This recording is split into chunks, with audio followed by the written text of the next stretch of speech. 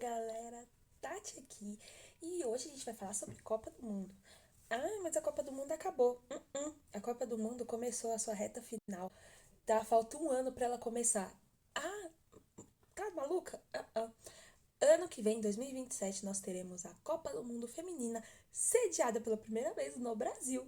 Então, assim, eu estou muito animada, muito empolgada, porque eu quero muito conseguir assistir as meninas. Me ajudem aí, porque eu quero muito ver as meninas presencialmente. Qualquer seleção, eu adoro o jogo de seleção. E aí, nesse vídeo, eu vim contar um pouquinho pra vocês a história da Copa do Mundo Feminina, todas as suas curiosidades, etc.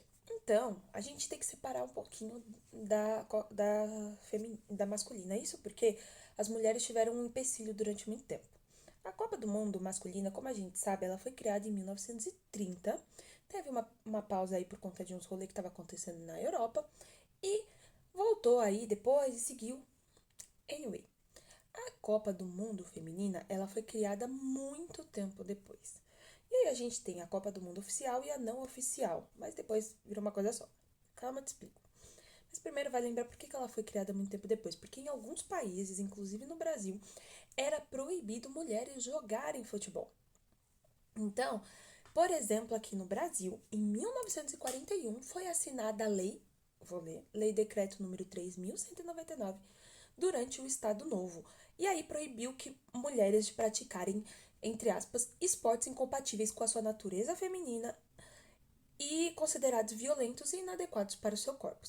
Isso não só incluía o futebol, tá? Também incluía boxe, judô, então esportes que seriam considerados inadequados para a natureza feminina. Esse decreto só foi derrubado oficialmente em 1983. Então a gente passou aí mais de 40 anos sem poder tocar numa bola. Sei lá, vi. Mas, enquanto isso, os homens tinham a Copa do Mundo, tinham filiação. Acontece que essa lei foi caída em 1983 oficialmente, tá? Porque em 79 as mulheres já podiam voltar a jogar futebol, mas só em 83 que essa lei realmente morreu e apagou-se de vez e ela não funciona mais, tá bom? Aí, a gente, né, em paralelo, alguns lugares do mundo, a prática de futebol feminino já acontecia, e aí foi se talvez surgir a necessidade de se criar uma Copa do Mundo feminina. Claro que aí existem separações de duas. Alguns acham que a primeira Copa do Mundo feminina foi em 1991, mas tem uma historinha aí um pouquinho mais longe. Vale lembrar que teve um campeonato que foi disputado em 1971, reuniu milhares de torcedores, disputado entre 70 e 71, né? Virou o ano. Foi um torneio internacional reunindo várias seleções femininas. E aí, esse torneio foi disputado no México. A final foi entre Dinamarca e México, reuniu mais de 100 mil pessoas no Estádio Azteca, que a gente reviu esse ano na Copa de novo. E aí foi assim, considerado um público impressionante e bizarro, considerando que era o futebol feminino que ainda tinha e ainda tem bastante preconceito em relação. Após esse enorme sucesso, a FIFA viu que existia um potencial, mas pode-se ver que demorou quase 20 anos para que essa situação fosse organizada. Isso porque, primeiro, a Copa do Mundo Feminina não podia ter no mesmo ano que a Copa do Mundo Masculina e nem com as Olimpíadas. Então, foi-se estipulado que ela seria um ano depois, né? Vale lembrar que esse torneio de 1970 e 71, ela não é considerada uma Copa do Mundo oficial, mas eu acredito que seja principalmente porque essa Copa ela trouxe realmente uma visibilidade de que o futebol feminino precisava de torneios internacionais. Mas aí, beleza, em 1991, a FIFA decidiu organizar o primeiro torneio. Então, como eu falei, um ano depois da Copa Masculina, nesse caso a Copa de 1990.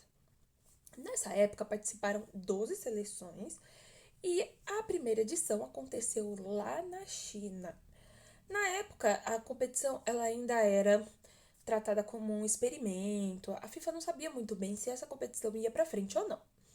Mesmo assim, eles achavam que o torneio tinha um enorme potencial e organizaram, tendo a China como sede. Na grande final foi-se Estados Unidos e Noruega, e os Estados Unidos venceu por 2-1 e conquistaram o primeiro título mundial da história. A cada edição, o que acontece? A Copa do Mundo Feminina foi crescendo. Isso porque diversas nações derrubaram os decretos, porque, como eu falei, não foi só no Brasil que mulheres eram proibidas de jogar futebol, e o nível técnico foi aumentando aos poucos. Mais países começaram a investir, o nível técnico aumentou, os estádios perceberam que podiam receber público e principalmente o número de seleções aumentou. Em 1991 nós tínhamos 12 seleções, em 2023 nós tivemos 32 seleções. Atualmente é o mesmo formato da Copa do Mundo masculina. O que acontece é que assim, a gente tem desde 1991, mas tem uma edição que realmente popularizou a Copa como um evento magistral. Se para muitos a Copa de 70 para o masculino foi o grande estopim de tudo que poderia ter acontecido como Copa e fez o mundo virar para jogos de seleção e tudo mais, para feminina, essa Copa foi a Copa de 1999. Ela aconteceu nos Estados Unidos. A final foi Estados Unidos e China, que já tinha umas certas tensões geopolíticas na época, e foi disputada pelas suas seleções na frente de mais de 90 mil pessoas que pararam nos Estados Unidos para assistir essa final. Após vencer aí nos pênaltis, sim, esse jogo foi para os pênaltis, para a emoção da galera que sente saudade de 1994. Esse jogo foi para os pênaltis, a americana Brandi Chastain, sei lá, Brandi Chastain, vai seguir aí, tá? Ela comemorou tirando a camisa, ela foi pra galera, e aí, assim, foi realmente uma comemoração tão absurda e o estádio quase que veio abaixo, então aí foi basicamente um divisor de águas para que o mundo entendesse o futebol feminino como uma modalidade do mesmo jeito que o masculino, e a gente segue tentando penetrar esse espaço cada vez mais. Ao longo das histórias, poucas seleções, né, dominaram a competição. A gente não tem títulos tão vastos como tem na masculina. Então, a maior vencedora é os Estados Unidos, com 4 títulos. A Alemanha conquistou 2. A Noruega, o Japão e a Espanha também já conquistaram uma vez. E como é que fica o Brasil nesse bolo todo aí? Bom, vale lembrar que o Brasil tem a melhor jogadora do mundo de todos os tempos. A gente não fez isso só no masculino, a gente tem a proeza de ter feito isso no feminino, que é a Marta.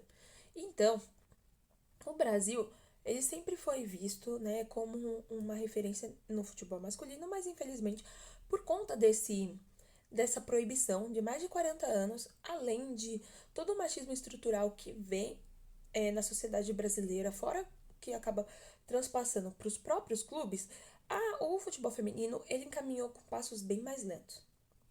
Vai lembrar que, como eu bem falei, o futebol feminino começou a ser liberado de fato em 1982, 83, perdão. Então, vale lembrar que nós estamos apenas 50 anos tendo esse espaço, enquanto isso, a primeira Copa do Mundo vai fazer 100 anos. Então, há um espaço que está aos poucos se construindo e, né, merece aí uma atenção. Mas, como eu falei, a Marta é o grande expoente disso. Ela é considerada a melhor jogadora do mundo de todos os tempos.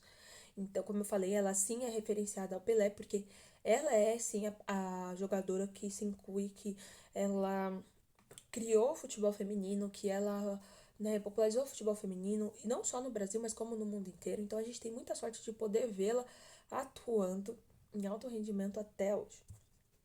Ela participou de total de 6 Copas do Mundo. Você vê que o pessoal do feminino não consegue se aposentar, porque não vem mais ninguém depois. Aí, né, teve um momento muito legal do Brasil, que foi na Copa de 2007, que o Brasil conseguiu eliminar os Estados Unidos por 4-0 numa semifinal. Infelizmente não foi campeão ainda, o Brasil não tem nenhum título de Copa do Mundo, mas realmente aí foi maravilhoso, mas infelizmente o Brasil foi derrotado pela Alemanha na final. A Marta marcou desse jogo de 4-0 contra os Estados Unidos, considerado um dos gols mais bonitos da história das Copas. Mesmo sem título nenhum, aquela campanha de 2007 ajudou a popularizar o futebol feminino e fez com que alguns clubes pudessem abrir as portas e começassem a ver o futebol feminino com outros olhos. A Copa de 2023 ela foi a última Copa aí realizada e ela realmente foi um divisor de águas. Isso porque a disputa foi na Austrália e na Nova Zelândia, então quem acompanhou a Copa aí, como foi o meu caso, a gente teve mesmo problema de fuso horário que a gente teve quando acompanhou no Japão e na Coreia do Sul em 2002. Foi a primeira Copa com 32 seleções, então seguindo o modelo masculino até então. Vai lembrar que agora em 2026 a Copa tem 48 seleções, a Copa masculina, então, né? Além disso, a gente viu um equilíbrio surreal nessa Copa. Os favoritos acabaram caindo bem antes, indo a Austrália, por exemplo, para a semifinal, e pela primeira vez uma seleção africana chegou, né, às oitavas de final. E a favorita Espanha ganhou o título mundial, mas foi um título também que foi marcado por bastantes polêmicas, isso porque a seleção espanhola não tinha carinho, nem nenhum tipo de proximidade com a sua comissão técnica, e foi se descoberto que, e também não ficou escondido, foi se descoberto que viam vários episódios e coisas do gênero, inclusive o presidente da Federação Espanhola acabou, né, assediando na frente das câmeras mundiais a Jenner Hermoso, que é um ícone da seleção espanhola. Isso acabou pegando muito mal, ele foi demitido e tudo mais. Perdão, não foi o presidente, se eu não me engano, foi o técnico, tá? Mas aí isso fez com que o futebol, né, feminino subisse cada vez mais, porque ele foi começando a se popularizar, principalmente na internet, trazendo mais relevância para as Copas do Mundo femininas. Atualmente, quem é o Mbappé aí, né? Que é a artilheira das Copas do Mundo Feminino. E é nada mais, nada menos do que a Neymar, com 17 gols em mundiais. Nenhum homem ou mulher passou ela ainda. E vai lembrar que ano que vem provavelmente ela vai estar aí no elenco, então ela tem a chance de ampliar esse recorde. Outra coisa muito estranha é que a FIFA, na primeira Copa, ela fez duas partidas ela fez uma partida de 2 tempos de 40 minutos. Então, assim, ela mudou um pouco as regras, acreditando que a biologia feminina não acompanhasse. Hoje em dia a gente sabe que as meninas acompanham, né? A gente sabe que a diferença masculina e feminina da biologia é grande, do corpo, mas, né, as mulheres conseguem jogar 45 minutos em alto nível, prorrogação, pênalti, tranquilo. Vai lembrar o que as brasileiras fizeram nas Olimpíadas de 2021, indo para muitos jogos com prorrogação, e prorrogação longuíssimas, como quase 20 minutos. Outro fato curioso também sobre a taça é que ela não é igual à taça do futebol masculino. Ela tem um formato completamente diferente, que foi criado exclusivamente para representar a identidade do futebol feminino e não ser apenas uma sombra do futebol masculino. Aí, o que a gente pode acompanhar aí, principalmente agora que a gente vai ter uma Copa no Brasil, é que o crescimento do futebol feminino ele está cada vez maior. Cada edição registra mais e mais investimentos. Vai lembrar que na final do futebol masculino, a Marta anunciou que a Rexona, que patrocinou a Copa masculina, estaria patrocinando a feminina. A gente tem mais audiência, mais patrocinadores, né? Mais crianças, meninas que sonham em um dia representar o seu país, graças a essas mulheres que lá atrás, quando o futebol foi liberado, elas foram com a cara e com a coragem. Porque vai lembrar que não só uma lei cai, não quer dizer que todo o preconceito cai em volta. Por mais que a lei não permitisse, essas mulheres não eram bem vistas jogando. E elas precisaram sim cavar um caminho para que hoje a gente pudesse ter uma seleção competitiva, um centro de treinamento, times em alto nível.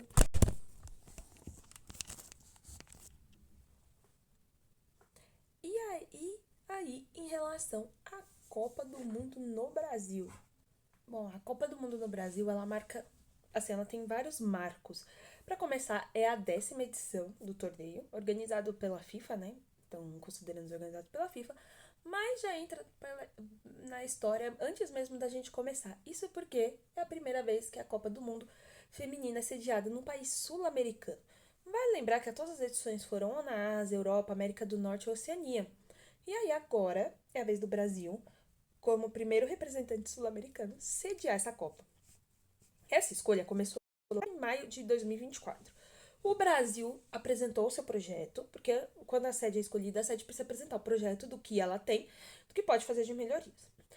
E aí, né, mostrou o projeto usando como base a Copa de 2014 e as Olimpíadas do Rio 2016. Então, mostrando os estádios que já tinham sido usados na Copa de 2014, a infraestrutura aérea e portuária que o Brasil tinha, a rede hoteleira e a experiência com grandes competições internacionais, como a Copa de 2014, por exemplo.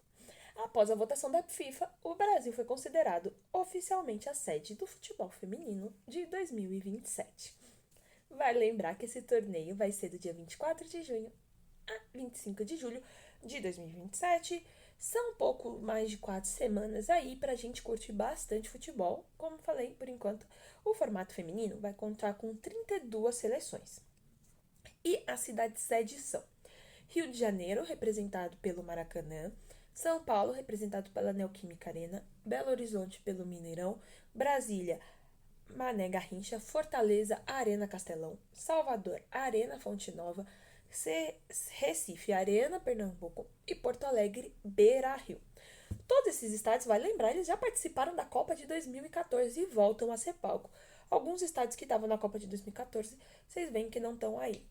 Então, a gente já consegue, né, ver que o Brasil se aproveitou da estrutura que já tinha deixado há 13 anos atrás. Então, e a parte mais legal, mais divertida para mim de longe, é que a decisão da Copa vai ser no Maracanã. Um símbolo e um marco do futebol masculino. A gente espera que vire um símbolo e um marco do futebol feminino também. Já recebeu final de Copa do Mundo, Jogos Olímpicos, Copa América, muitos clássicos. A gente já viu muitas tristezas como o Maracanaço nesse estádio, mas muitas alegrias também. Por conta de ser país sede, o Brasil já está garantido na Copa.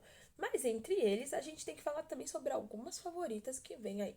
Além do Brasil estar jogando em casa e vem em ampla ascensão, com o trabalho coerente e bem organizado do Arthur Elias, a gente tem também como favoritas a Espanha, que é a atual campeã mundial, e além disso, a seleção da melhor jogadora do mundo. A gente tem os Estados Unidos, que é o maior campeão, tetracampeã, então elas vêm muito fortes. A Inglaterra, que foi vice em 2023 num jogo muito pegado. E além disso, o time do Arsenal foi o atual campeão do primeiro Mundial Feminino, batendo o Corinthians. Então, é um time, uma seleção que vem muito bem. A Alemanha, que é bicampeã mundial. A França, que também tem uns excelentes times femininos, como por exemplo o Olympique Lyon, eu acho que é o time feminino do Lille, né? Então, o nome do time feminino do Lille é outro. Também o Japão, que tem uma base é, feminina muito forte. Claro, o Brasil, né? Porque tá jogando em casa. Vale lembrar também que a gente espera o que tenha de legado nessa Copa de 2027. Então a gente espera que com a Copa de 2027 o brasileiro se interesse mais pelo futebol feminino, no sentido de olhar mesmo, de ver qual que é a futebol feminino, que ele não é diferente do masculino. A única diferença é que um tem mulheres e outro tem homens. É só isso a diferença. E que infelizmente as mulheres estão muito atrás por questões, como eu falei, de legislações e de preconceitos da sociedade. A gente espera também que atraia novos patrocinadores, que possa lotar estádios e que possa principalmente trazer projetos infantis para que a gente tenha no futuro crianças aí que também participem. Então é isso, como é que vocês estão em relação à Copa de 2027? Porque eu particularmente estou bem ansiosa, adorei receber a Copa de 2014 aqui no Brasil, mesmo a gente tendo perdido 7-1 para a Alemanha, porque foi uma experiência incrível ver a quantidade de pessoas torcendo e vibrando pelos metrôs de São Paulo, que é onde eu moro. E eu espero muito que isso aconteça na Copa de 2027. Então você que quiser pode se inscrever no site da FIFA para participar da compra de ingressos.